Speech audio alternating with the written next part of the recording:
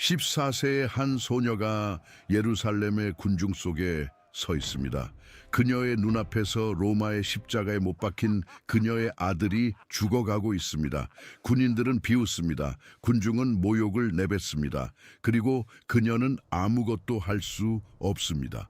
그저 지켜보는 것 외에는 정말 아무것도 할 수 없습니다. 아들의 숨결 하나하나가 고통입니다. 아들의 신음소리는 칼날처럼 그녀의 가슴을 꿰뚫습니다. 못을 타고 피가 흘러내리는 동안 그녀는 이 모든 것이 시작된 날을 떠올립니다. 천사가 그녀의 방에 나타나 그녀가 태중에 하나님을 모시게 될 것이라고 말했던 그날을 말입니다. 마리아는 공주가 아니었습니다. 여사제도 아니었습니다. 정치적 인맥도 재산도 없었습니다. 그녀는 나다넬 선지자가 나사렛에서 무슨 선한 것이 날 수 있느냐라고 물었을 정도로 보잘것없는 마을 출신의 문맹인 시골 소녀였습니다. 우주의 창조주께서 자신 인간 어머니로 선택하신 이는 바로 이 소녀, 권력도 지위도 아무것도 없는 소녀였습니다. 왜였을까요? 왜 그녀였을까요? 수백만 명의 다른 여성들에게는 없고 마리아에게만 있었던 것은 무엇이었을까요? 그리고 예수님이 돌아가신 후 그녀에게는 어떤 일이 일어났을까요? 성경은 사도행전에서 마리아를 마지막으로 언급합니다. 그 이후는요, 침묵입니다. 수십 년간의 침묵이죠. 그녀는 어디에서 살았을까요? 어떻게 죽었을까요? 부활과 생애의 마지막 사이, 그 20년, 30년, 어쩌면 40년 동안 그녀는 무엇을 했을까요? 이제부터 여러분은 마리아의 온전한 이야기를 만나게 될 것입니다. 스테인드 글라스나 크리스마스 카드 속의 모습이 아닌 신화 뒤에 숨겨진 실제 여성의 이야기입니다. 스캔들과 도피, 가난, 그리고 어머니가 느낄 수 있는 가장 깊은 고통에 맞섰던 한 소녀의 이야기입니다. 그리고 마지막에 여러분은 왜 세상의 그 수많은 여인 중 그녀가 선택되었는지 이해하게 될 것입니다. 마리아를 이해하려면 그녀가 태어나기 전부터 시작해야 합니다. 여기서 우리는 대부분의 사람이 전혀 모르는 영역으로 들어갑니다. 성경은 마리아의 부모에 대해 언급하지 않습니다. 단 한 번도요. 마태복음과 누가복음은 요셉을 통해 예수님의 족보를 추적하지만 어머니의 혈통에 대해서는 침묵합니다. 그렇다면 우리는 어떻게 그녀의 가족에 대해 알 수 있을까요? 그 답은 야고보 원복음이라 불리는 2세기의 문헌에 있습니다. 이 책은 정경은 아닙니다. 교회는 이 책을 성경에 포함하지 않았습니다. 하지만 초기 기독교인들 사이에서 매우 인기가 있었으며 사도들이 죽은 지 불과 수십 년 만에 떠돌던 전통을 보존하고 있습니다. 그리고 이 문헌이 밝히는 마리아의 기원은 놀랍습니다. 이 전통에 따르면 마리아의 부모는 요아킴과 안나라는 이름이었습니다. 요아킴은 유다 지파의 부유한 사람으로 다윗 왕의 직계 후손이었습니다. 안나는 제사장 지파인 레위 지파 출신이었습니다. 이는 마리아의 혈관에 왕의 피와 제사장의 피가 동시에 흐르고 있었음을 의미합니다. 그녀에게서 태어날 메시아는 어머니의 유산을 통해 왕이자 제사장이 될 운명이었습니다. 하지만 여기에 비극이 있었습니다. 요아킴과 안나는 불임이었습니다. 20년 동안 아이를 가지려 노력했지만 아무 일도 일어나지 않았습니다. 고대 유대 문화에서 이는 개인적인 비극 그 이상, 즉 공적인 수치였습니다. 많은 이들이 불임을 숨겨진 죄에 대한 신의 벌이라고 믿었습니다. 요아킴은 너무나 큰 굴욕을 당했습니다. 원복음에 따르면 그가 제물을 바치러 성전에 갔을 때 한 서기관이 공개적으로 그를 가로막으며 말했습니다. 당신은 이스라엘의 후손을 낳지 못했으니 먼저 제물을 바칠 권리가 없소. 그 장면을 상상해 보십시오. 경건하고 부유하며 존경받던 한 남자가 아내가 임신하지 못한다는 이유로 온 회중 앞에서 모욕을 당하는 모습을 말입니다. 문헌은 요아킴이 너무나 낙담하여 집으로 돌아가지 않았다고 전합니다. 그는 광야로 산으로 들어가 40일 밤낮을 금식하며 기도했습니다. 그는 주 나의 하나님께서 나를 찾아오실 때까지 먹지도 마시지도 않겠다라고 말했습니다. 그동안 안나는 집에서 이중의 슬픔에 잠겨 있었습니다. 불임에 대한 슬픔과 사라진 남편에 대한 슬픔이었습니다. 그녀는 남편이 살았는지 죽었는지조차 몰랐습니다. 문헌은 그녀가 정원에서 울며 나무 위에 참새 둥지를 바라보며 탄식하는 모습을 묘사합니다. 저 새들조차 나보다 더 결실이 있구나. 바로 그 절대적인 절망의 순간 천사가 그녀에게 나타났습니다. 안나야, 주께서 내 기도를 들으셨다. 네가 잉태하여 아이를 낳을 것이며 네 후손은 온 세상에 알려질 것이다. 동시에 바로 그 순간 광야에 있던 요아킴에게도 다른 천사가 나타나 같은 메시지를 전했습니다. 그리고 덧붙였습니다. 집으로 가라. 예루살렘의 황금문에서 내 아내를 만나라. 황금문. 이 세부 사항은 그냥 지나치기에는 너무나 중요합니다. 황금문은 동문 혹은 미문이라고도 불리며 성전산 동쪽의 주 출입구였습니다. 유대 전통에 따르면 메시아가 예루살렘에 입성할 때 바로 이 문을 통할 것이라고 했습니다. 에스겔 44장은 이 문은 닫아두고 다시 열지 못할지니 아무도 그리로 들어오지 못할 것은 이스라엘 하나님 나 여호와가 그리로 들어왔음이라 라고 예언합니다. 메시아적 상징이 가득한 바로 그 문에서 요아킴과 안나가 만났습니다. 원복음은 안나가 남편을 껴안기 위해 달려가며 이렇게 말했다고 묘사합니다. 이제 주께서 나를 풍성하게 축복하셨음을 아노라. 과부 같던 내가 더 이상 과부가 아니요 불임이던 내가 잉태하리로다. 9개월 후 마리아가 태어났습니다. 하지만 이야기는 여기서 끝나지 않습니다. 요아킴과 안나는 절망의 시절에 서원했습니다. 만약 하나님께서 아이를 주신다면 그 아이를 성전 봉사를 위해 봉헌하겠다고 말입니다. 그리고 그들은 약속을 지켰습니다. 마리아가 3살이 되었을 때 부모는 그녀를 예루살렘 성전으로 데려가 그곳에서 자라도록 맡겼습니다. 현대의 기준으로는 충격적일 수 있지만 당시에는 그것이 가능한 최고의 영광으로 여겨졌습니다. 마리아는 성전에서 봉사하는 여인들에게 교육받고 성경을 배우며 거룩한 의식에 참여하게 될 것이었습니다. 하나님이 태어나기 전부터 택하신 자들을 준비시키신다는 사실에 동의하신다면 댓글로 남겨주세요. 그분은 모든 것을 계획하십니다. 원복음은 마리아가 성전에 봉헌되는 장면을 영화처럼 상세히 묘사합니다. 요아킴과 안나는 아이에게 가장 좋은 옷을 입히고 행렬을 지어 예루살렘으로 향했습니다. 성전 계단에 도착했을 때 놀라운 일이 일어났습니다. 겨우 3살인 마리아가 뒤도 돌아보지 않고 망설임도 없이 울지도 않고 혼자서 15개의 계단을 올라갔습니다. 대제사장이 꼭대기에서 그녀를 맞이하며 말했습니다. 주께서 모든 세대에 걸쳐 내 이름을 높이셨도다. 마지막 날에 주께서 너를 통해 이스라엘 자손에게 구원을 나타내시리라. 마리아는 이후 9년에서 12년 동안 성전 구역에서 살았습니다. 그녀는 죄수가 아니었습니다. 로마의 베스타 처녀들처럼 하나님께 봉헌된 신부였으나 유대 전통 안에 있었습니다. 전승에 따르면 그녀는 천을 짜고 기도하고 공부하며 하루를 보냈습니다. 그리고 신학자들이 사랑하는 세부 사항이 하나 더 있습니다. 마리아가 성전의 휘장을 짜는 일을 맡았다는 것입니다. 바로 예수님이 운명하시는 순간 위에서 아래로 찢어졌던 그 휘장 말입니다.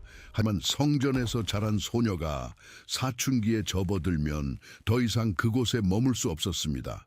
의식적 정결법상 월경을 하는 여성이 거룩한 구역에 사는 것은 불가능했기 때문입니다. 그렇게 12세 혹은 14세 무렵 마리아는 자신이 아는 유일한 집을 떠나야 했습니다. 여기서 문제가 발생합니다. 마리아는 하나님께 봉헌된 몸이었습니다. 아무 남자와 결혼할 수 없었습니다. 제사장들은 그녀의 정결 서원을 어기지 않으면서 그녀를 보호해 줄 누군가를 찾아야 했습니다. 온전한 의미의 남편이 아니라 보호자가 필요했던 것입니다. 전승에 따르면 제사장들은 이스라엘의 모든 호라비를 불러 모아 각자 지팡이를 가져오게 했습니다. 그 지팡이들을 밤새 성전에 두었고 지팡이에서 꽃이 피어나는 사람이 마리아를 돌볼 사람으로 선택될 것이었습니다. 다음 날 아침 단 하나의 지팡이에서만 꽃이 피었습니다. 단순히 꽃이 핀 것이 아니라 그곳에서 백합이 돋아났고 흰 비둘기 한 마리가 그 끝에 앉았습니다. 그 지팡이는 나사렛 출신의 사별한 목수 요셉의 것이었습니다. 그는 마리아보다 훨씬 나이가 많았습니다. 어떤 문헌은 그가 90세였다고 하고 더 현실적인 추정은 40세에서 50세 사이였다고 봅니다. 요셉은 이 책임을 원하지 않았습니다. 그는 이미 첫 번째 결혼해서 얻은 장성한 자녀들이 있었습니다. 그는 항의했습니다.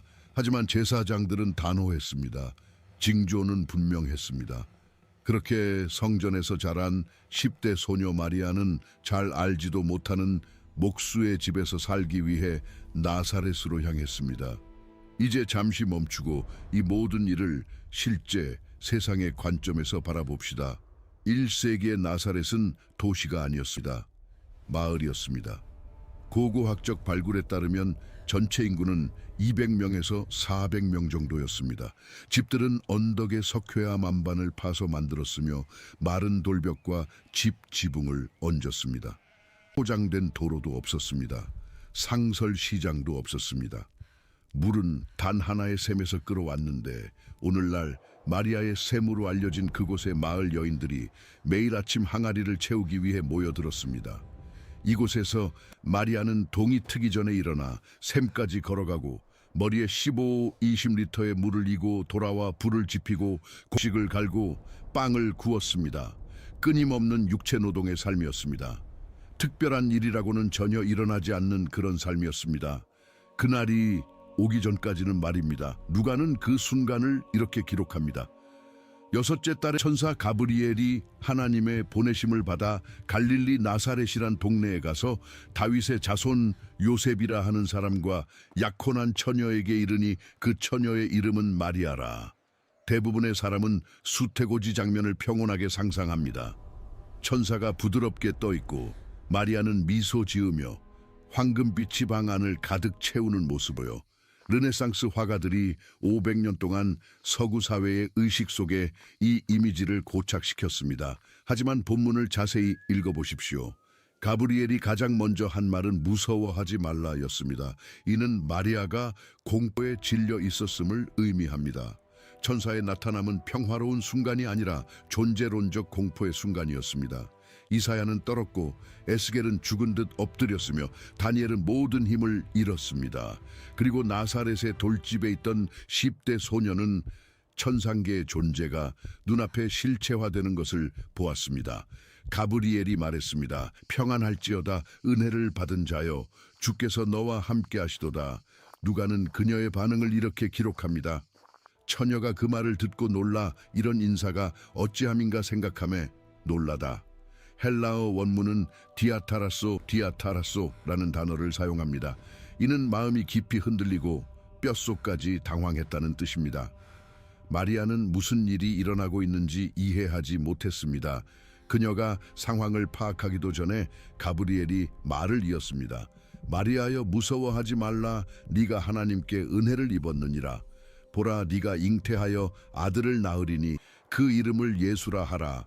그가 큰 자가 되고 지극히 높으신 이의 아들이라. 일컬어질 것이요 주 하나님께서 그 조상 다윗의 왕위를 그에게 주시리니 영원히 야곱의 집을 왕으로 다스릴 것이며 그 나라가 무궁하리라. 여기서 잠시 멈춰 봅시다. 시골의 한 10대 소녀가 방금 자신이 메시아를 낳을 것이라는 말을 들었습니다. 영원한 왕, 지극히 높으신 이의 아들을 말입니다. 다른 사람이라면 기절하거나 도망치거나 혹은 단순히 믿지 않았을 것입니다. 하지만 마리아는 질문을 던졌습니다. 나는 남자를 알지 못하니 어찌 이 일이 있으리이까? 이 질문은 마리아에 대해 결정적인 사실을 알려줍니다. 그녀는 하나님이 이 일을 하실 수 있다는 사실을 의심하지 않았습니다. 다만 어떻게 하실지를 물었을 뿐입니다. 이것이 불신과 호기심의 차이입니다. 불과 몇 달 전 사가랴는 천사를 의심했다가 번거리가 되는 벌을 받았습니다. 하지만 마리아는 질문했고 설명을 들었습니다. 가브리엘이 대답했습니다. 성령이 내게 임하시고 지극히 높으신 이의 능력이 너를 덮으시리니 이러므로 나실 바 거룩한 이는 하나님의 아들이라 일컬어지리라. 너를 덮으시리니 헬라어로 에피스키아조입니다. 이는 광야에서 성막을 덮었던 영광의 구름을 묘사할 때 사용된 단어와 같습니다. 솔로몬의 성전을 가득 채웠던 바로 그 임재입니다. 이제 그 임재가 한 소녀의 태중으로 내려오려 하고 있었습니다. 그리고 마리아의 대답이 이어졌습니다. 역사를 바꾼 문장입니다. 주의 여종이 오니 말씀대로 내게 이루어지이다. 이 대답의 무게를 생각해 보십시오. 마리아는 이것이 사회적으로 무엇을 의미하는지 알고 있었습니다. 그녀는 요셉과 약혼한 상태였습니다. 결혼 전에 임신한 사실이 드러나면 율법에 따라 요셉은 그녀를 고발할 수 있었습니다. 간음죄의 처벌은 돌팔매질을 통한 죽음이었습니다. 요셉이 그녀를 고발하지 않더라도 그녀는 평생 간음한 여인이라는 낙인이 찍힐 것이었습니다. 그녀의 자녀들은 사생아로 취급받고 가족은 불명예를 안게 될 것입니다. 마리아는 이 모든 것을 알았습니다. 그럼에도 불구하고 예라고 답했습니다. 그녀는 보장을 요구하지 않았습니다. 요셉이 믿지 않으면 어쩌죠? 라고 묻지도 않았습니다. 조건을 협상하지도 않았습니다. 그녀는 자신의 평판, 가족, 목숨까지도 잃을 수 있음을 알면서도 단순히 하나님의 뜻에 자신을 내맡겼습니다. 신학자들은 이 예를 라틴어로 피아트, 즉 이루어지소서라고 부릅니다. 많은 이들이 이 순간이 창조 이후 인류 역사에서 가장 중요한 순간이라고 주장합니다. 마리아의 응답 없이는 선육신도 없었을 것이기 때문입니다. 하나님은 마리아를 강요하지 않으셨습니다. 그분은 물으셨고 그녀는 받아들이기로 선택했습니다. 하나님을 향한 단순한 예가 모든 것을 바꿀 수 있다고 믿으신다면 댓글을 남겨주세요. 내가 수용합니다. 하지만 그 직후에 무슨 일이 일어났을까요? 천사는 떠났습니다. 그리고 마리아는 혼자 남겨졌습니다. 그 장면을 상상해 보십시오. 초자연적인 빛은 사라졌습니다. 다시 정적이 찾아옵니다. 10대 소녀는 이친 마을의 돌집 한가운데 서서 태중에 하나님의 아들을 모신 채 아무에게도 말하지 못하고 있습니다. 이것을 부모님께 어떻게 설명하겠습니까? 이웃들에게는요. 약혼자에게는요. 가브리엘은 마리아에게 실마리를 하나 주었습니다. 그는 내 친척 엘리사벳도 늙어서 아들을 배었느니라. 본래 임신하지 못한다고 알려진 이가 이미 6달이 되었나니 라고 말했습니다. 엘리사벳, 제사장 사가랴의 아내입니다. 나사렛에서 100km 이상 떨어진 유대 산골에 사는 노파였습니다. 그녀 또한 기적을 경험하고 있었습니다. 마리아는 자신이 할 수 있는 유일한 일을 했습니다. 길을 떠난 것입니다. 누가는 마리아가 서둘러 산골로 갔다고 기록합니다. 서둘러, 헬라어로 메타스포데트입니다. 긴박하게, 단호하게라는 뜻입니다. 그녀는 기다리지 않았습니다. 주저하지 않았습니다. 즉시 출발했습니다. 실제적으로 이것은 무엇을 의미할까요? 10대 소녀가 혼자서 혹은 작은 상인 무리와 함께 험준한 지형 100km 이상을 횡단하는 것입니다. 바위 언덕 사이를 굽이치는 흙길, 낮에는 타는 듯한 더위, 밤에는 살을 애는 추위, 강도들은 끊임없는 위협이었습니다. 여행은 최소 4-5일이 걸렸을 것입니다. 마리아는 역사상 가장 큰 비밀을 품고 그 여정을 마쳤습니다. 그녀가 사가랴의 집에 도착했을 때 놀라운 일이 일어났습니다.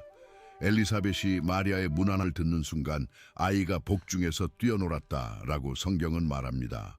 아직 태어나지 않은 세례 요한이 역시 아직 태어나지 않은 예수님의 임재를 알아본 것입니다. 두 태아, 두 기적, 태중에서의 만남이었습니다. 그러자 성령 충만한 엘리사벳이 큰 소리로 외쳤습니다. 여자 중에 네가 복이 있으며 내 복중의 아이도 복이 있도다. 내 주의 어머니가 나에게 나아오니 이 어찌 된 일인가. 내 주의 어머니 엘리사벳은 메시아의 어머니 나 미래의 왕의 어머니라고 하지 않았습니다. 그녀는 내 주의 어머니라고 했습니다. 헬라어로 메테르투 퀴리오무, 메테토우 퀴리오모우, 퀴리오스 키리오스, 즉 주님입니다. 이는 70인역 성경에서 하나님의 이름을 번역할 때 사용된 칭호와 같습니다. 성령의 감동을 받은 엘리사벳은 마리아가 누구를 모시고 있는지 알아본 것입니다. 그 순간 마리아는 기독교 역사에서 가장 많이 인용되는 텍스트 중 하나인 마니피캇, magnificat 성모 찬송으로 응답했습니다. 내 영혼이 주를 찬양하며 내 마음이 하나님 내 구주를 기뻐하였음은 그의 여종의 비천함을 돌보셨음이라. 보라 이제 후로는 만세의 나를 복이 있다 일컬으리로다. 능하신 이가 큰 일을 내게 행하셨으니. 마리아는 엘리사벳과 함께 석 달을 머물렀습니다. 세상과 맞서기 전 불가능한 기적을 경험하고 있는 두 여인이 서로를 의지하며 대화하고 준비하는 안식의 시간이었습니다.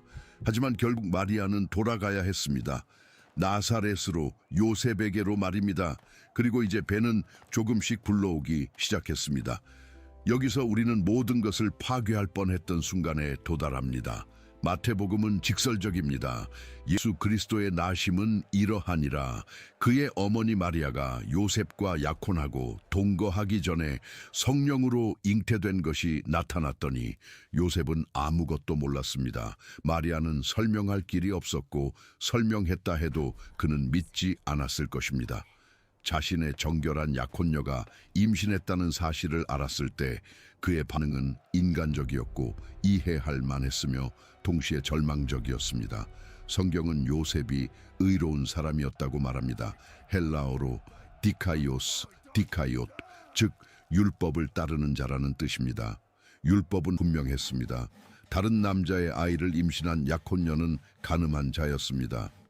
요셉에게는 두 가지 법적 선택지가 있었습니다.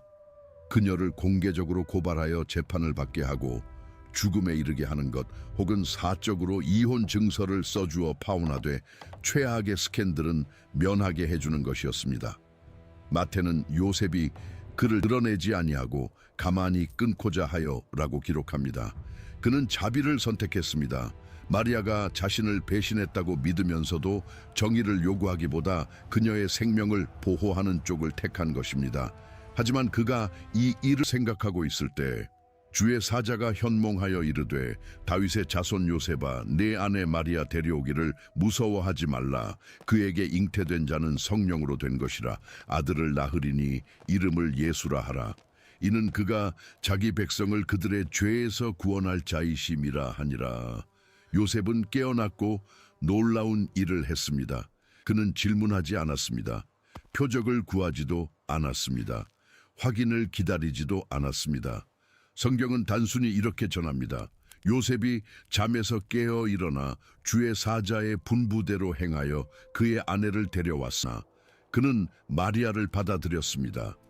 명예가 전부였던 문화에서 요셉은 스캔들을 껴안았습니다. 생물학적으로 자신의 아이가 아닌 아이를 임신한 여인과 결혼했고 그 아이를 자신의 아들로 입양했습니다. 나사렛 온 마을이 수군거렸을 것입니다. 어떤 이들은 예수님이 태어난 후 날짜를 계산해보고 나름의 결론을 내렸을 것입니다. 수년 후 요한복음 8장에서 바리새인들은 예수님의 얼굴에 대고 이렇게 쏘아붙였습니다. 우리는 음란한 데서 나지 아니하였고 그 암시는 분명했습니다. 그들은 소문을 알고 있었습니다. 하지만 요셉은 모든 것을 무시했습니다. 그렇게 함으로써 그는 예수님께 결정적인 것, 즉 법적 혈통을 주었습니다. 예수님을 아들로 받아들임으로써 요셉은 예수님을 다윗의 가문에 공식적으로 연결했고 메시아가 다윗의 자손이어야 한다는 예언을 성취했습니다. 그리고 칙령이 내려졌습니다.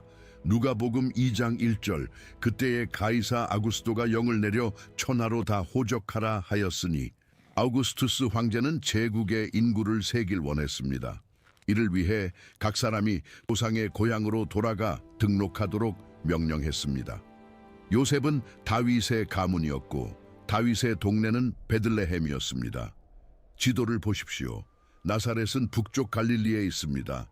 베들레헴은 남쪽 유대에 있으며 예루살렘에서 불과 8km 떨어져 있습니다. 두 지점 사이의 거리는 약 150km입니다.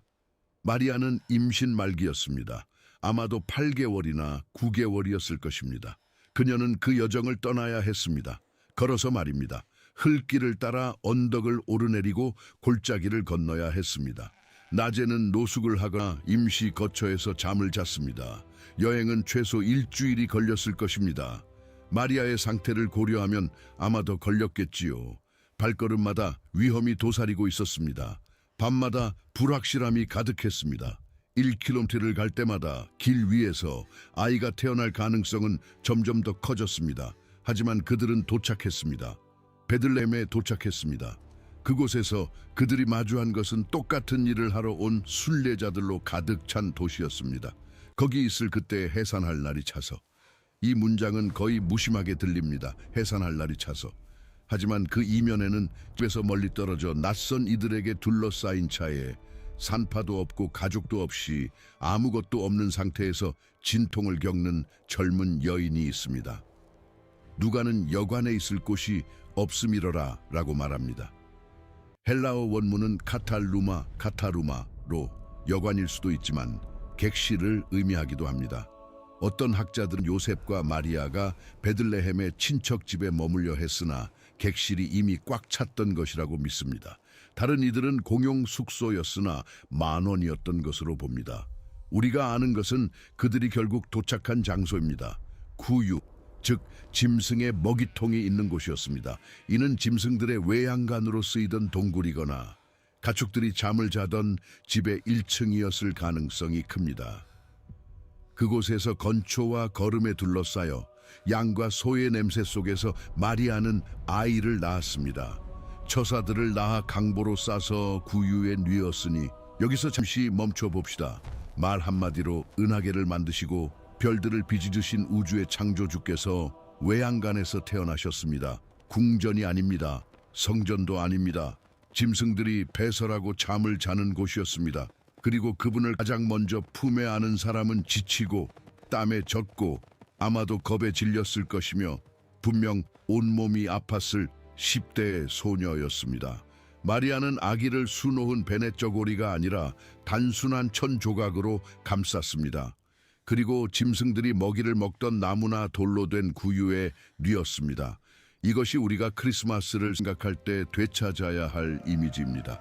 화려한 장식 정우나 즐거운 노래가 아닙니다. 더러움, 탈진, 그리고 절대적인 취약함입니다. 하나님은 가능한 가장 낮은 방식으로 세상에 들어오시기로 선택하셨습니다. 그리고 마리아는 그 겸손을 목격한 첫 번째 증인이었습니다. 밤은 아직 끝나지 않았습니다.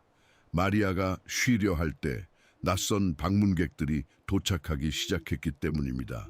목자들이었습니다. 누가는 근처 들판에서 밤에 양떼를 지키던 목자들이 있었다고 전합니다. 이는 소박한 세부 묘사처럼 보이지만 엄청난 무게를 지니고 있습니다. 1세기의 목자들은 소외된 계층이었습니다. 그들은 직업적으로 거짓말쟁이라 여겨져 법정에서 증언할 수도 없었습니다. 짐승들 사이에서 살았기에 의식적 정결법을 지킬 수도 없었습니다. 대부분의 점잖은 유대인은 그들과의 접촉을 피했습니다. 그런데 하나님은 바로 그런 사람들에게 메시아의 탄생을 가장 먼저 알리기로 선택하신 것입니다. 제사장도 서기관도 산헤드린도 아니었습니다. 땅바닥에서 잠을 자고 양 냄새를 풍기는 사람들에게 말입니다. 천사가 나타났고 주의 영광이 그들을 두루 비췄습니다. 성경은 그들이 크게 무서워하였다라고 기록합니다. 그리고 선포가 이어졌습니다. 무서워하지 말라 보라, 내가 온 백성에게 미칠 큰 기쁨의 좋은 소식을 너희에게 전하노라. 오늘 다윗의 동네에 너희를 위하여 구주가 나셨으니 곧 그리스도 주시니라. 천사 하나로도 부족하다는 듯 누가는 놀라운 장면을 묘사합니다. 홀연히 수많은 천군이 그 천사와 함께 하나님을 찬송하여 이르되 지극히 높은 곳에서는 하나님께 영광이요 땅에서는 하나님이 기뻐하신 사람들 중에 평화로다 하니라. 수많은 무리 천상의 군대입니다. 베들레헴의 목자 들판 위로 하늘 전체가 열린 것입니다. 천사들이 떠나자 목자들은 신앙을 정의하는 행동을 했습니다. 바로 확인하러 간 것입니다. 그들은 토론하지 않았습니다. 동의 트기를 기다리지도 않았습니다. 성경은 그들이 빨리 가서 라고 전합니다. 그리고 천사가 말한 대로 강보에 쌓여 구유에 뉘어 있는 아기를 발견했습니다. 마리아의 관점에서 그 장면을 상상해 보십시오. 그녀는 방금 출산을 마쳤습니다. 기진맥진하고 온몸이 아픈 상태에서 처음으로 젖을 물리려 애쓰고 있습니다.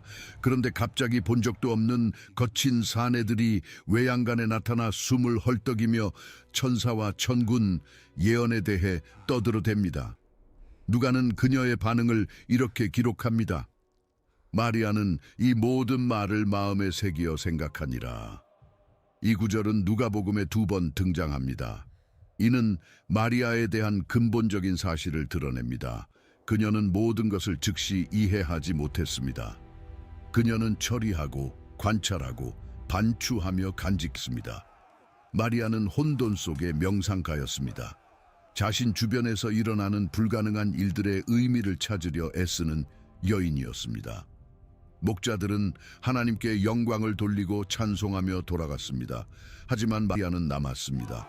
차가운 밤 공기 속에서 아기를 품에 안고 자신의 삶이 어떻게 변해버린 것인지 이해하려 애쓰며 그곳에 머물렀습니다. 8일 후 할례의 날이 왔습니다. 율법이었습니다. 모든 유대인 소녀는 8일째 되는 날 할례를 받아야 했고 그때 공식적인 이름을 받았습니다. 요셉은 천사가 명령한 대로 행했습니다. 아이의 이름을 예수라고 지었습니다. 히브리어로는 예슈아, 하나님이 구원하신다라는 뜻입니다. 그리고 탄생 40일 후 마리아와 요셉은 모든 유대인 부가 하는 일을 했습니다. 아기를 예루살렘 성전으로 데려갔습니다. 율법은 2가지를 요구했습니다. 어머니의 정결 예식과 처사들의 봉헌이었습니다. 정결 예식은 레위기 12장을 따랐습니다. 아들을 낳은 여인은 40일 동안 의식적으로 부정하다고 간주되었습니다. 이 기간이 지나면 성전에 가서 제물을 바쳐야 했습니다. 번제를 위한 1년 된 어린 양 1마리와 속죄제를 위한 비둘기 1마리였습니다. 하지만 예외가 있었습니다. 가족이 너무 가난하여 어린 양을 살 형편이 안 되면 산비둘기 2마리나 집비둘기 새끼 2마리를 바칠 수 있었습니다. 마리아와 요셉은 무엇을 바쳤을까요? 누가는 명시합니다. 산비둘기 1쌍이나 혹은 어린 집비둘기 2로 제사하려 함이더라. 예수님의 가족은 가난했습니다. 비참할 정도는 아니었지만 요셉은 기술이 있었으니까요. 어린 양 1마리를 살 여유조차 없을 만큼 가난했습니다. 만왕의 왕은 가난한 자들의 재물과 함께 봉헌되었습니다. 그 성전에서 예상치 못한 일이 일어났습니다. 예루살렘에 시므온이라는 사람이 있었습니다. 누가는 그를 의롭고 경건하여 이스라엘의 위로를 기다리는 자라고 묘사합니다. 성령이 그 위에 계셨고 주의 그리스도를 보기 전에는 죽지 아니하리라는 계시를 받은 상태였습니다. 그날 시므온은 성령의 감동으로 성전에 들어갔습니다. 마리아와 요셉이 아기를 데리고 들어올 때 그는 알았습니다. 그냥 알 수 있었습니다. 시므온은 예수를 팔에 안고 예언하기 시작했습니다. 주제여, 이제는 말씀하신 대로 종을 평안히 놓아주시는도다. 내 눈이 주의 구원을 보았사오니 이는 만민 앞에 예비하신 것이요 이방을 비추는 빛이요 주의 백성 이스라엘의 영광이니이다. 마리아와 요셉은 이 말에 놀랍게 여겼습니다. 그런데 시므온이 마리아를 향해 돌아섰습니다. 그리고 다음에 그가 한 말은 그녀의 가슴을 찌르는 칼날 같았습니다. 보라, 이 아이는 이스라엘 중 많은 사람을 패하거나 흥하게 하며 비방을 받는 표적이 되기 위하여 세움을 받았고. 잠시 멈춰 보십시오. 시므온은 방금 이 아기가 거부당할 것이라고 말했습니다. 그가 이스라엘을 나눌 것이며 많은 이들이 반대하는 표적이 될 것이라고요. 그리고 가장 파괴적인 문장이 이어졌습니다. 또 칼이 내 마음을 찌르듯 하리라. 칼, 비유가 아닙니다. 마리아의 영혼을 꿰뚫을 실제적인 고통의 칼입니다. 시므온은 십자가 처형을 예언하고 있었습니다. 그것이 일어나기 33년 전이었습니다. 그는 갓난아기를 안고 있는 마리아에게 언젠가 그녀가 아들의 영혼이 반으로 쪼개질 만큼 잔인한 죽음을 지켜보게 될 것이라고 말하고 있었습니다. 이 말의 무게를 상상해 보십시오. 마리아는 수태고지, 엘리사벳 방문, 초자연적인 탄생 등 수개월간의 기적을 겪었습니다. 그런데 이제 성전에서 한 선지자가 그녀의 아들이 거부당할 것이며 그녀 자신이 상상할 수 없는 고통을 겪게 될 것이라고 말합니다. 하지만 마리아는 도망치지 않았습니다. 이 사명에서 면제해달라고 구하지도 않았습니다. 그녀는 이 말들 또한 마음속에 간직했습니다. 다른 모든 것과 함께 마음속으로 깊이 되새겼습니다. 그날 성전에는 또 다른 사람이 있었습니다. 84세의 여선지자 안나였습니다. 그녀는 수십 년간 성전에 머물며 주야로 금식하고 기도하며 하나님을 섬기고 있었습니다. 안나 역시 예수님이 누구인지 알아보고 예루살렘의 속량을 바라는 모든 사람에게 그에 대하여 말하기 시작했습니다. 두 명의 증인, 한 남자와 한 여자, 둘 다 수십 년을 기다려온 이들입니다. 둘 다 메시아가 나타나자마자 즉시 알아보았습니다. 하지만 이야기는 아직 끝나지 않았습니다. 마태복음은 누가복음이 언급하지 않은 사건을 기록합니다. 바로 동방 박사들의 방문입니다. 우리는 그들이 몇 명이었는지 모릅니다. 전통적으로 예물이 3가지였기에 3명이라고 하지만 성경은 숫자를 명시하지 않습니다. 우리가 아는 것은 그들이 동방으로부터 온 박사들이었다는 것입니다. 아마도 별을 연구하며 징조를 찾던 페르시아나 바빌론의 점성술사들이었을 것입니다. 그리고 그들은 무언가를 보았습니다. 별 하나를요. 이스라엘의 왕이 태어났음을 알리는 하늘의 빛이었습니다. 그들은 그 빛을 따라 수백 킬로미터를 여행했습니다. 예루살렘에 도착했을 때 그들은 물었습니다. 유대인의 왕으로 나신 이가 어디 계시냐? 우리가 동방에서 그의 별을 보고 그에게 경배하러 왔노라. 그 질문은 헤롯의 귀에 들어갔습니다. 유대의 왕 헤롯은 듣고 소동지라 라고 기록되어 있습니다. 헤롯은 편집증적인 인물이었습니다. 그는 음모가 의심된다는 이유로 자신의 아들 3명을 처형했습니다. 질투 때문에 자신이 가장 사랑하던 아내를 죽였습니다. 모든 그림자에서 위협을 느끼는 사람이었습니다.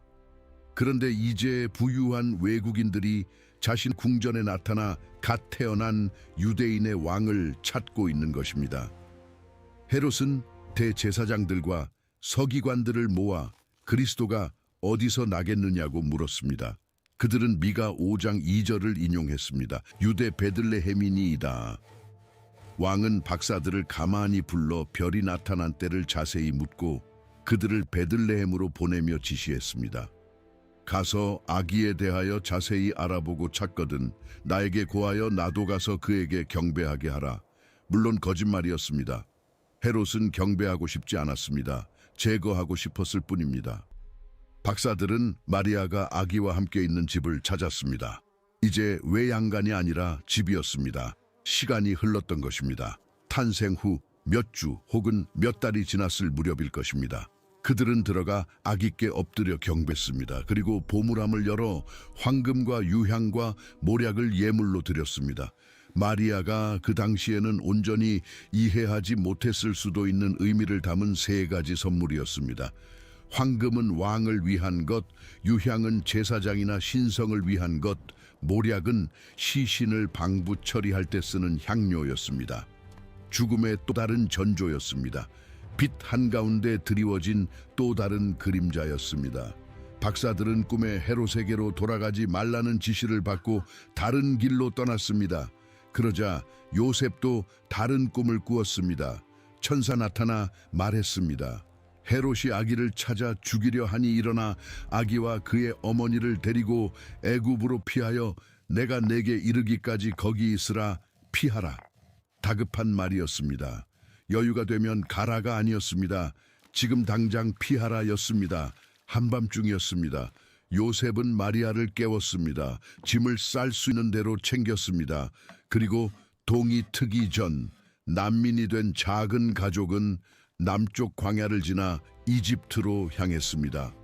베들레헴에서 이집트까지는 최소 400km 거리였습니다.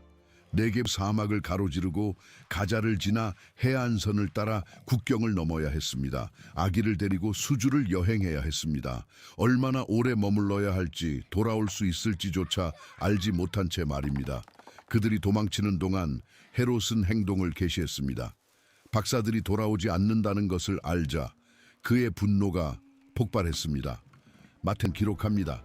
이에 헤롯이 박사들에게 속은 줄 알고 더욱 분노하여 사람을 보내어 베들레헴과 그 모든 지경 안에 있는 사내 아이를 박사들에게 자세히 알아본 그때를 기준하여 2살부터 그 아래로 다 죽이니 영아 학살 사건입니다. 역사학자들은 숫자를 두고 논쟁합니다. 베들레헴은 작은 마을이었으므로 수천 명은 아니었을 것이고 아마 수십 명이었을 것입니다. 하지만 숫자는 그 공포를 다 담아내지 못합니다. 군인들이 집 안으로 들이닥칩니다. 어머니들은 비명을 지릅니다. 아기들이 품에서 낚여 채집니다. 돌바닥에 피가 낭자합니다.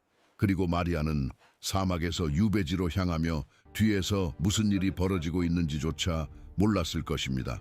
혹은 몇 주 후 소문을 듣고 평생 그 죄책감을 짊어졌을지도 모릅니다. 차마 입 밖으로 내지 못한 질문, 왜 내 아들만 살고 다른 아이들은 죽어야 했나? 라는 질문을 품은 차에 말입니다.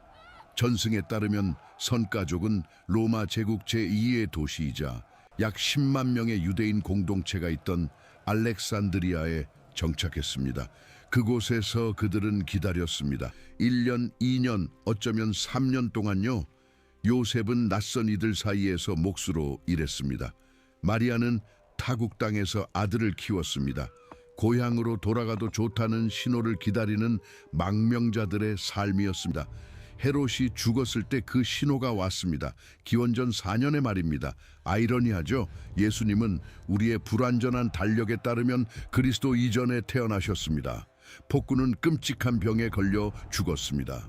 요세푸스는 그가 열병, 참을 수 없는 가려움증, 부어오른 발, 생식기의 괴사, 몸에서 기어나오는 벌레 등 고통 속에서 죽었다고 묘사합니다. 헤롯은 자신이 살았던 방식 그대로 고통과 폭력 속에서 죽었습니다. 이집트에서 요셉은 또 다른 꿈을 꾸었습니다. 일어나 아기와 그의 어머니를 데리고 이스라엘 땅으로 가라. 아기의 목숨을 찾던 자들이 죽었느니라.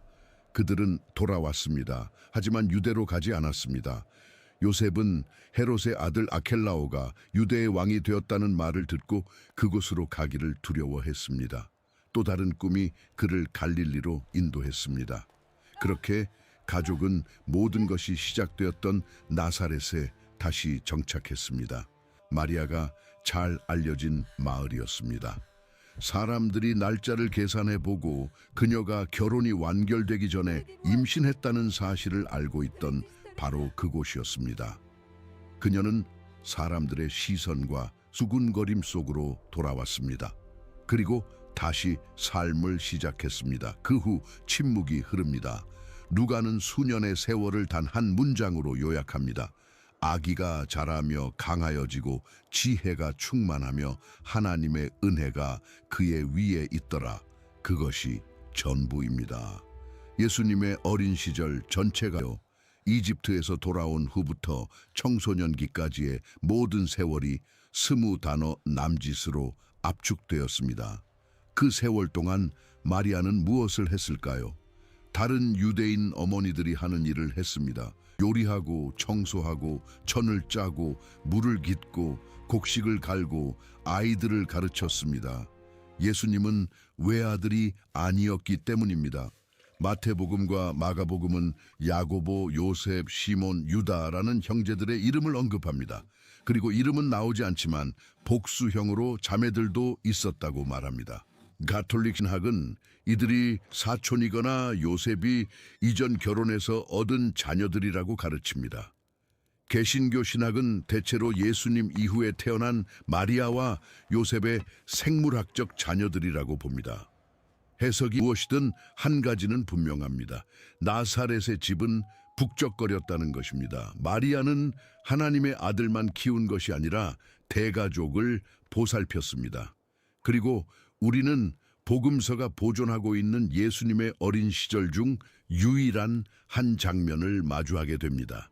누가복음 2장 41절, 그의 부모가 해마다 유월절이 되면 예루살렘으로 가더니 해마다 110km의 여정은 예외적인 일이 아니었습니다. 일상이었습니다. 순례를 할 수 있는 경건한 유대인이라면 누구나 그렇게 했습니다. 그리고 예수님이 12살이 되었을 때 유대인 소년이 종교적으로 성인의 책임을 지기 시작하는 나이입니다. 그분도 함께 갔습니다. 축제가 끝났습니다. 순례자 행렬이 긴 귀갓길에 올랐습니다. 여행 첫날 어느 지점에서 마리아와 요셉은 예수님이 그들과 함께 있지 않다는 사실을 깨달았습니다. 현대 부모들에게는 방임처럼 보일 수 있지만 당시 순례 행렬은 이동하는 공동체와 같았습니다. 아이들은 함께 놀고 남자들은 무리를 지어 걷고 여자들은 따로 모여 대화하며 이동했습니다. 아이가 누군가와 함께 있겠지라고 가정하는 것은 당연한 일이었습니다. 하지만 해가 지기 시작하고 가족들이 캠프를 치기 위해 모였을 때 예수님은 나타나지 않았습니다. 마리아와 요셉은 친척과 아는 사람들 사이를 샅샅이 뒤졌습니다. 아무도 없었습니다. 공포가 그들을 덮쳤을 것입니다. 그들은 되돌아갔습니다. 꼬박 하루를 걸어 예루살렘으로 돌아갔습니다. 그리고 이틀을 더 찾아 헤맸습니다. 3일간의 수색, 3일간의 공포였습니다. 마리아는 모든 두려움을 다시 떠올렸을 것입니다. 헤롯이 아기 때 죽이려 했는데 또 다른 위험이 닥친 건 아닐까? 천사가 준 유일한 사명을 내가 실패한 건가? 사흘째 되는 날 그들은 그를 찾았습니다. 성전에서였습니다. 율법 교사들 사이에 앉아 듣기도 하고 묻기도 하고 있었습니다. 누가는 듣는 자가 다 그 지혜와 대답을 놀랍게 여기더라 라고 기록합니다. 하지만 마리아는 놀랍지 않았습니다. 마리아는 화가 나 있었습니다. 아이야, 어찌하여 우리에게 이렇게 하였느냐 보라. 내 아버지와 내가 답답하여 너를 찾았노라. 답답하여. 헬라어 원문은 오디노메노이로 고통 속에서 몹시 괴로워했다는 뜻입니다. 마리아는 감정을 숨기지 않았습니다. 그 3일이 자신에게 어떤 의미였는지 분명히 말했습니다. 예수님의 대답은 매혹적입니다. 어찌하여 나를 찾으셨나이까? 내가 내 아버지 집에 있어야 될 줄을 알지 못하셨나이까? 내 아버지. 유대인들이 보통 하나님을 부를 때 쓰는 우리 아버지가 아닙니다. 내 아버지입니다. 12살의 예수님은 이미 자신이 누구인지 의식하고 계셨습니다. 인간 가족을 초월하는 우선순위를 세우고 계셨던 것입니다. 누가는 기록합니다. 그 부모가 그가 하신 말씀을 깨닫지 못하더라. 마리아는 이해하지 못했습니다. 그 순간에는 말입니다. 하지만 그녀는 늘 하던 대로 했습니다. 그 어머니는 이 모든 말을 마음에 두니라. 그 후 예수님은 그들과 함께 나사렛으로 내려가 순종하여 받드시더라라고 성경은 전합니다. 우주의 창조주께서 목수와 시골 여인에게 복종하신 것입니다. 집안일을 돕고 요셉의 기술을 배우며 세월이 흐르는 동안 철저히 무명으로 사셨습니다. 마리아는 지켜보았습니다. 그녀는 아들이 다르다는 것을 알았습니다. 그녀는 모든 예언과 말씀, 그리고 자신의 아들이 겉모습 이상의 존재임을 암시하는 모든 기묘한 징조들을 간직했습니다. 하지만 거의 20년 동안 아무 일도 일어나지 않았습니다. 삶은 평범하게 흘러갔습니다. 소녀는 남자 되었습니다. 그리고 마리아는 기다렸습니다. 전승에 따르면 요셉은 예수님이 공생애를 시작하시기 전 어느 시점에 세상을 떠났습니다. 그는 성전 에피소드 이후 복음서에서 완전히 사라지다. 요셉이 마리아보다 훨씬 나이가 많았다는 전승이 맞다면 그의 죽음은 예상된 일이었을 것입니다. 마리아는 과부가 되었습니다. 장남인 예수님이 가족에 대한 책임을 맡았습니다. 그러고 나서 예수님이 30살쯤 되었을 때 제사장이 직무를 맡는 나이이자 온전한 성숙의 나이입니다. 무언가 변했습니다. 예수님은 요단강에서 요한에게 세례를 받으셨습니다. 하늘이 열렸습니다. 성령이 비둘기처럼 내려왔습니다. 한 음성이 들렸습니다. 이는 내 사랑하는 아들이요 내 기뻐하는 자라. 이제 마리아의 삶은 다시는 예전 같지 않을 것이었습니다. 첫 번째 표적은 갈릴리 가나의 혼인 잔치에서 일어났습니다. 요한복음 2장이 그 이야기를 전합니다. 마리아가 그곳에 있었습니다. 예수님과 제자들도 초대받았습니다. 축제 도중에 포도주가 떨어졌습니다. 유대인의 혼인 잔치에서 포도주가 떨어진다는 것은 혼주 가족에게 끔찍한 사회적 수치였습니다. 축제는 일주일 내내 계속되었습니다. 손님들은 멀리서 찾아왔습니다. 포도주가 부족하다는 것은 가족에게 수년간 낙인이 될 실패였습니다. 마리아는 문제를 알아차렸습니다. 그리고 놀라운 행동을 했습니다. 예수님께 가서 단순히 말했습니다. 저들에게 포도주가 없다. 왜 그녀는 예수님께 갔을까요? 그가 무엇을 하기를 기대했을까요? 그녀는 그때까지 예수님이 공적으로 기적을 행하는 것을 본 적이 없었습니다.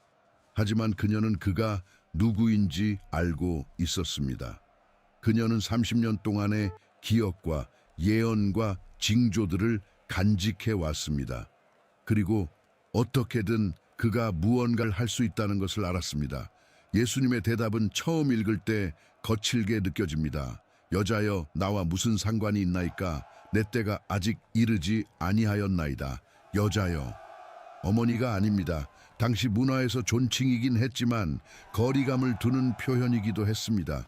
예수님은 자신의 사역이 가족 관계에 의해 좌우되지 않을 것임을 분명히 하셨습니다. 그분의 때는 인간의 일정이 아니라 신성한 일정을 따르고 있었습니다. 하지만 마리아는 물러서지 않았습니다. 그녀는 하인들에게 돌아서서 말했습니다. 너희에게 무슨 말씀을 하시든지 그대로 하라. 이것이 복음서에서 마리아가 남긴 마지막 문장입니다. 무슨 말씀을 하시든지 그대로 하라.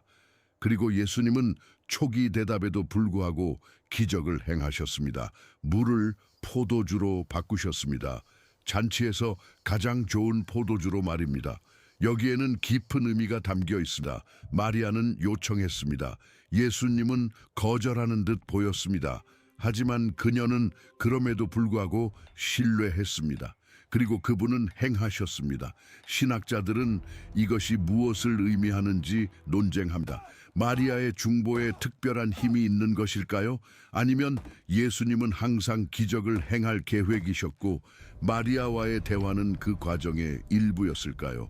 우리가 아는 것은 마리아가 자신의 아들을 너무나 잘 알고 있었기에 겉으로 드러난 거절을 최종적인 것으로 받아들이지 않았다는 사실입니다. 그녀는 신뢰했습니다. 그리고 그녀의 신뢰는 보답받았습니다. 하지만 가나 혼인잔치 이후로 예수님과 가족의 관계는 더 복잡해졌습니다. 마가복음 3장은 당혹스러운 사건을 묘사합니다. 예수님이 한 집에서 가르치고 계셨고 군중들이 그분을 애워쌌습니다. 너무 바빠서 식사할 겨를조차 없으셨습니다. 그러자 예수님의 친족들, 즉 그의 가족들이 이 소식을 듣고 그를 붙들러 나오니 이는 그가 미쳤다 하밀러라 라고 기록되어 있습니다. 미쳤다.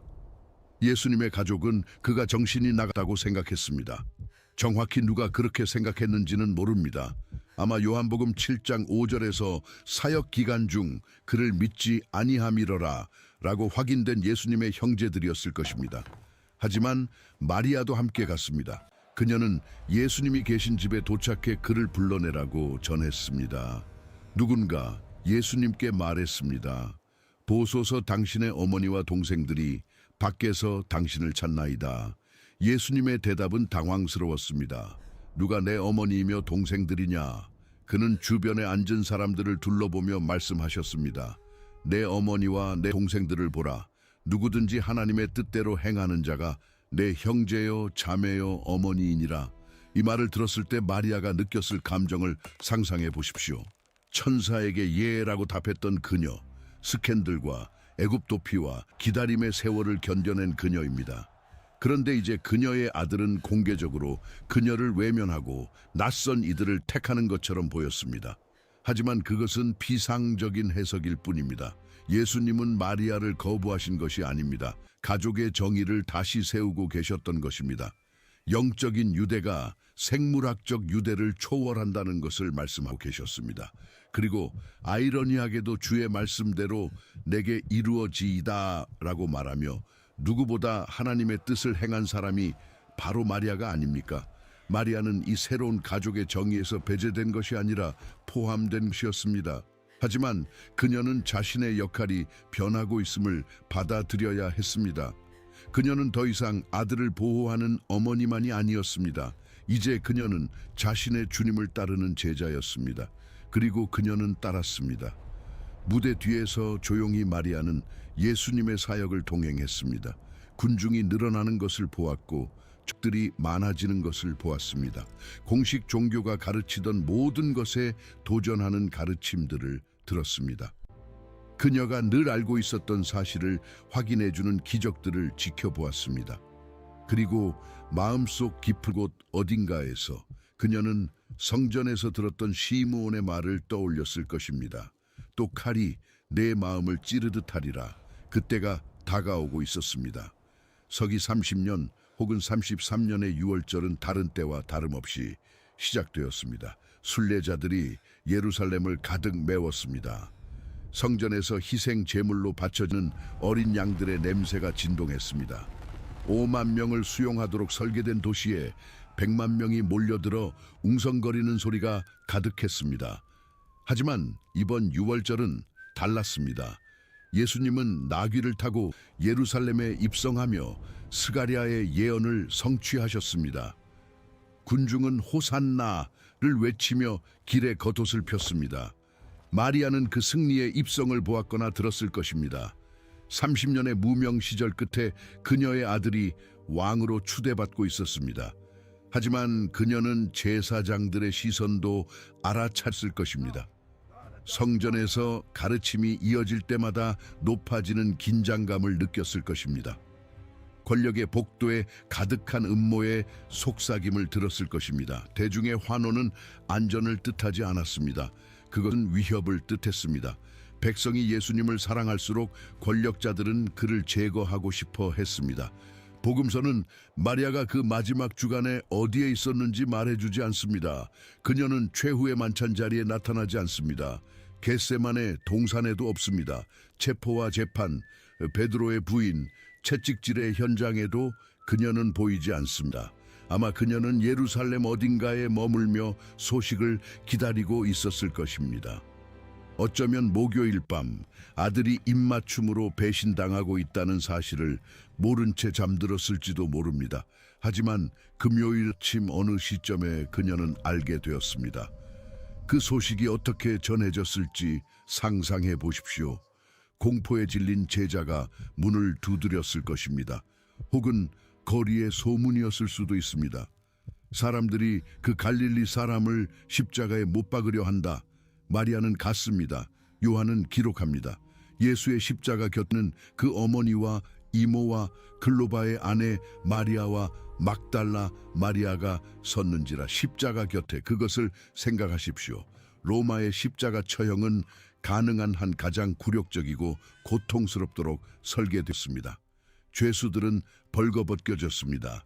나무에 못 박히거나 묶였습니다. 질식과 탈수, 쇼크로 천천히 죽어가도록 방치되었습니다. 그 과정은 며칠씩 걸리기도 했습니다. 그리고 마리아가 그곳에 있었습니다. 그녀는 집에 머물지 않았습니다.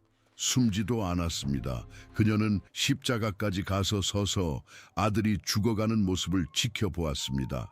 상상해 보십시오. 아니, 온전히 상상할 수 없을 것입니다. 우리 중 누구도 그럴 수 없습니다. 하지만 노력해 보십시오. 그분은 그녀가 젖을 먹였던 아기였습니다. 그녀가 걷는 법을 가르쳤던 소년이었습니다. 요셉과 함께 목수일을 했던 청년이었습니다. 나병 환자를 고치고 죽은 자를 살리는 것을 보았던 바로 그 사람이었습니다. 그런데 이제 그는 피범벅이 된 차에 나무에 매달려 숨을 쉬기 위해 사투를 벌이고 있습니다. 시므온의 예언이 그 순간 성취되었습니다. 칼이 내 마음을 찌르듯 하리라. 비유가 아니었습니다. 십자가 발치에서 마리아가 느낀 감정에 대한 문자 그대로의 묘사였습니다. 군인들은 대못으로 예수님의 손과 발을 꿰뚫었습니다. 하지만 마리아를 꿰뚫은 칼은 보이지 않았으며 무한히 더 깊었습니다. 그 고통의 한가운데서 예수님이 아래를 내려다 보셨습니다. 그분은 자신의 어머니를 보셨습니다. 그리고 그 곁에 있는 사랑하는 제자 요한을 보셨습니다. 그리고 말씀하셨습니다. 여자여 보소서 아들이니이다. 그리고 요한에게 말씀하셨습니다. 보라 내 어머니라. 십자가 위에서도 죽어가는 순간에도 예수님은 어머니를 생각하셨습니다. 그분은 그녀가 홀로 남겨질 것을 아셨습니다. 과부가 된 상태에서 이제 장남마저 잃게 되었습니다. 다른 형제들은 아직 그를 믿지 않았습니다. 누가 그녀를 돌볼 것인가? 요한이었습니다. 도망치지 않은 제자 12제자 중 유일하게 그 자리에 있었던 사람이었습니다. 요한은 기록합니다. 그때부터 그 제자가 자기 집에 모시니라. 인생에서 가장 어두운 순간에 마리아는 새로운 아들을 얻었습니다. 그리고 요한은 새로운 어머니를 얻었습니다. 기독교 전통은 이 장면에서 더 큰 의미를 봅니다. 예수님은 단지 생물학적 어머니를 돌보신 것이 아닙니다. 그분은 마리아를 교회에 맡기신 것입니다. 그녀는 모든 제자의 어머니가 될 것이었습니다. 아들을 따르는 모든 이의 어머니가 말입니다. 하지만 그 순간 마리아는 아마 신학적인 생각을 하지 못했을 것입니다. 그녀는 눈앞에서 죽어가는 아들만을 생각했을 것입니다. 내가 목마르다라고 그가 말했습니다. 다 이루었다라고 그가 말했습니다. 그리고 아버지, 내 영혼을 아버지 손에 부탁하나이다 라고 하신 뒤 숨을 거두셨습니다. 하늘이 어두워졌습니다. 땅이 흔들렸습니다. 성전 휘장이 위에서 아래로 찢어졌습니다. 그리고 마리아는 그 자리에 서 있었습니다. 아들의 생명 없는 몸을 바라보며 말입니다. 33년 전 그녀는 베들레헴에서 그가 태어난 몸을 품에 안았습니다. 이제 그녀는 예루살렘의 십자가에 매달린 그 몸을 보고 있었습니다. 군인들이 죽음을 앞당기기 위해 십자가에 달린 자들의 다리를 꺾으러 왔습니다. 안식일 전날이었기에 시신을 치워야 했기 때문입니다. 하지만 예수님께 왔을 때 그는 이미 죽어 있었습니다. 한 군인이 창으로 그의 옆구리를 찔렀습니다. 피와 물이 쏟아져 나왔습니다. 비밀 제자였던 아리마대 요셉이 빌라도에게 가서 시신을 거두게 해달라고 청했습니다. 니고데모가 모략과 침향을 섞은 것을 거의 39kg이나 가져왔습니다. 그들은 시신을 십자가에서 내려 향료와 함께 세마포로 쌌고 바위를 파서 만든 새 무덤에 모셨습니다. 마리아가 이 모든 것을 보았을까요? 복음서는 명시적으로 말하지 않습니다. 하지만 그녀가 그 자리를 떠났으리라고 상상하기는 어렵습니다. 그녀가 시신을 닦는 것을 도왔거나 최소한 다른 이들이 하는 것을 지켜보았으리라는 것은 자명합니다. 누가는 갈릴리에서 예수와 함께 온 여자들 이 무덤과 그의 시신을 어떻게 두었는지를 보았다고 기록합니다. 마리아는 갈릴리 사람이었습니다. 마리아는 여인이었습니다. 마리아는 어머니였습니다. 그녀는 그곳에 있었습니다. 그리고 안식일이 왔습니다. 온종일 계속되는 기다림, 침묵, 어둠의 시간이었습니다. 제자들은 유대인들이 무서워 숨어 있었습니다. 여인들은 더 많은 향료를 가지고 무덤으로 돌아갈 일요일을 기다렸습니다. 그리고 마리아는요? 마리아는 간직했습니다. 늘 그랬던 것처럼요. 마음속으로 깊이 되새겼습니다. 하지만 이제 무엇을 되새길 수 있었을까요? 아들은 죽었습니다. 모든 약속은 실패한 것처럼 보였습니다. 천사는 그가 영원히 다스릴 것이라고 했습니다. 시므온은 그가 만민을 비추는 빛이 될 것이라고 했습니다. 동방 박사들은 왕에게 합당한 예물을 가져왔습니다. 그런데 이제 그는 무덤에 있습니다. 죽었습니다. 다른 여느 사람처럼 말입니다. 일요일 새벽이 밝았습니다. 여인들은 해가 뜨기 전 무덤으로 향했습니다. 막달라 마리아, 요한나, 야고보의 어머니 마리아, 복음마다 명단이 조금씩 다릅니다. 그런데 예수님의 어머니는요, 성경은 그날 아침 그녀를 명시적으로 언급하지 않습니다. 어떤 학자들은 이를 이상하게 여깁니다. 왜 마리아가 무덤으로 달려간 첫 번째 사람이 아니었을까요? 어쩌면 그녀는 트라우마로 인해 너무 쇠약해졌을지도 모릅니다. 요한이 그녀를 못 가게 말렸을 수도 있습니다. 혹은 그녀는 단순히 볼 필요가 없었을지도 모릅니다. 그녀는 이미 충분히 보았으니까요.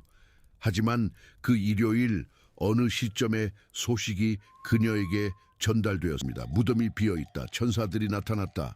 예수님이 살아나셨다. 제자들은 혼란 속에서 이리저리 뛰어다녔습니다. 그리고 그분이 나타나기 시작하셨습니다. 막달라 마리아에게 먼저, 그 다음 베드로에게, 엠마오로 가던 두 제자에게, 모여있던 11 제자에게, 일주일 후 도마에게 나타나셨습니다. 복음서는 여러 차례의 나타나심을 기록합니다. 하지만 그의 어머니 마리아에게 나타나셨다는 구체적인 기록은 없습니다. 이것이 학자들을 궁금하게 만듭니다. 왜 예수님은 자신의 어머니에게 먼저 나타나지 않으셨을까요? 어떤 고대 전승은 그가 나타나셨다고 말합니다. 마리아가 부활하신 주님을 본 첫 번째 사람이었으나 그 만남이 너무나 거룩하고 친밀하여 복음서 저자들이 감히 묘사하지 못했다는 것입니다. 우리는 알 수 없습니다. 텍스트는 침묵할 뿐입니다. 우리가 아는 것은 신약 성경에서 마리아가 마지막으로 한 번 더 등장한다는 사실입니다. 사도행전 1장입니다. 예수님의 승천 후 제자들은 예루살렘으로 돌아와 다락방으로 올라갔습니다. 누가는 이렇게 기록합니다. 여자들과 예수의 어머니 마리아와 예수의 아우들과 더불어 마음을 같이하여 오로지 기도에 힘쓰더라. 예수의 어머니 마리아 이름으로 언급되었습니다. 그녀는 그곳에 있었습니다. 제자들과 함께 기도하며 성령의 약속을 기다리고 있었습니다. 그리고 그녀의 다른 아들들 야고보, 요셉, 시몬, 유다 또 그 자리에 있었습니다. 사역 기간에 믿지 않았던 형제들이 이제 믿게 된 것입니다. 부활이 모든 것을 바꾸었습니다. 열흘 후 오순절에 성령이 강림했습니다. 불의 혀, 급하고 강한 바람 같은 소리, 제자들이 다른 언어들로 말하기 시작했습니다. 하루 만에 3,000명이 회개했습니다. 그리고 마리아는 그 모든 사건의 한복판에 있었습니다. 신약 성경에서 마리아에 대한 마지막 언급은 이것입니다. 다락방에서 기도하며 성령을 기다리는 모습입니다. 그녀는 교회가 탄생하는 것을 보았습니다. 그녀는 자신의 아들이 시작한 운동이 세상을 변화시킬 힘으로 폭발하는 순간에 함께했습니다. 그 다음은요, 침묵입니다. 성경은 그녀에 대해 더 이상 아무것도 말하지 않습니다. 전승이 그 빈자리를 채웁니다. 어떤 자료는 그녀가 죽을 때까지 요한과 함께 예루살렘에서 살았다고 합니다. 다른 자료는 그녀가 요한과 함께 소아시아의 에베소로 갔다고 전합니다. 가톨릭과 정교회 전통은 마리아가 생애 마지막에 하늘로 몽소 승천했다고, 즉 몸과 영혼이 하나님의 현존 속으로 들려 올라갔다고 가르칩니다. 개신교 전통은 대개 그녀가 다른 모든 이들처럼 죽어 최후의 부활을 기다리고 있다고 봅니다. 하지만 모두가 한 가지에는 동의합니다. 그녀는 끝까지 신실했다는 점입니다. 돌이켜보면 마리아의 삶은 하나의 장엄한 궤적을 이룹니다. 이름 없는 마을의 10대 소녀, 불가능한 임신, 외양간에서의 탄생, 유배지로의 도피, 수십 년의 평범한 삶, 역사를 바꾼 사역의 시작, 십자가, 빈 무덤, 그리고 교회의 탄생. 그녀는 모든 것을 보았습니다. 모든 것에 참여했습니다. 그리고 매 순간 그녀는 똑같은 일을 했습니다. 예라고 말하는 것이었습니다. 천사가 나타났을 때 그녀는 예라고 했습니다. 예언이 어두울 때도 그녀는 그것을 마음에 간직하고 계속 나아갔습니다. 아들이 자신을 외면하는 듯 보였을 때도 그녀는 계속 따랐습니다. 아들이 죽었을 때도 그녀는 십자가 곁에 굳건히 서 있었습니다. 마리아가 2000년 동안 추앙받는 것은 그녀가 완벽했기 때문이 아닙니다. 제정신인 사람이라면 누구나 아니요라고 했을 상황에서 그녀가 예라고 말했기 때문입니다. 50후 2000년이 지난 지금 우리에게 이것은 무엇을 의미할까요? 마리아는 병원도 없고 여성의 권리도 없으며 사회적 안전망도 없는 세상에서 살았습니다. 그녀는 스캔들, 가난, 유배, 상실에 맞서야 했습니다. 그리고 계속 나아갈 힘을 찾았습니다. 그녀가 모든 답을 알고 있었기 때문이 아닙니다.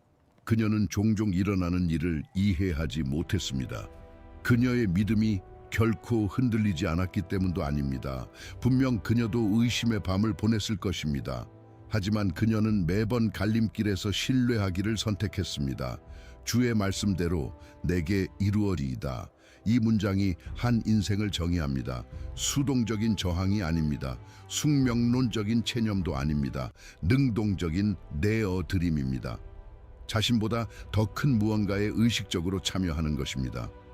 마리안 이야기가 어떻게 끝날지 몰랐습니다. 그녀는 오직 자신이 부름받았다는 사실만을 알았습니다. 그리고 그것으로 충분했습니다. 60첩 됐다. 어쩌면 당신은 지금 당신의 삶에서 아무것도 이해되지 않는 순간에 있을지도 모릅니다. 약속들이 실패한 것처럼 보이고 칼이 당신의 영혼을 꿰뚫어 더 이상 계속할 수 없을 것 같은 그런 순간 말입니다. 마리아는 그런 순간들을 알았습니다.